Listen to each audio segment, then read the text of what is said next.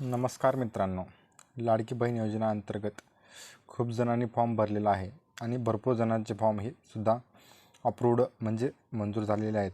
तर तुमचा जर फॉर्म अप्रूव्ड झालेला असेल तर हा व्हिडिओ तुमच्यासाठी महत्त्वपूर्ण आहे.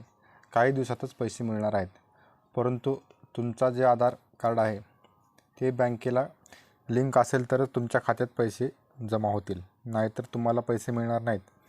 तर तुमचं आधार कार्ड बँकेला लिंक आहे का नाही ते कसं चेक करायचं ते तुमच्या मोबाईलमधून चेक करू शकता. व्हिडिओ नक्की शेवटपर्यंत पहा.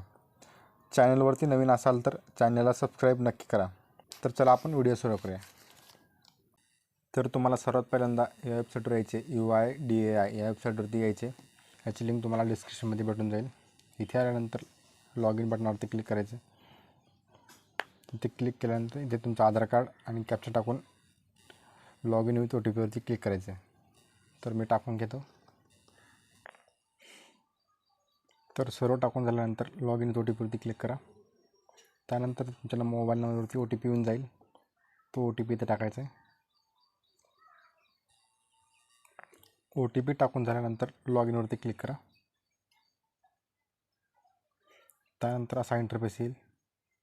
यामध्ये 5व्या नंबरचा आहे बँक सीडिंग स्टेटस, यावरती क्लिक करायचं तुम्हाला. यावरती क्लिक केल्यानंतर ते तुम्ही पाहू शकता, congratulation your Aadhaar bank mapping has been done. जर असं येत असेल, कॉंग्रॅच्युलेशन येत असेल, तर तुमच्या आधार कार्ड बँकेची लिंक आहे आणि ती कोणत्या बँकेची लिंक आहे ते तुम्ही इथे पाहू शकता.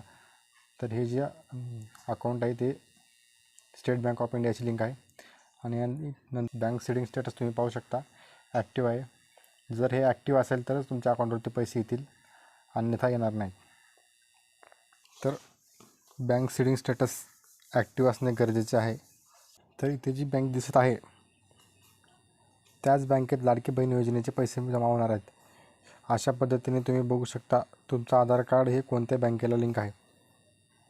तुम्हाला जे पैसे मिळणार आहेत ते आधार कार्डच्या माध्यमातून म्हणजेच DBT NPCI मार्फत पैसे जमा होणार आहेत.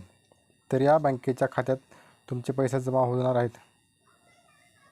तर अशा प्रकारे हा व्हिडिओ होता.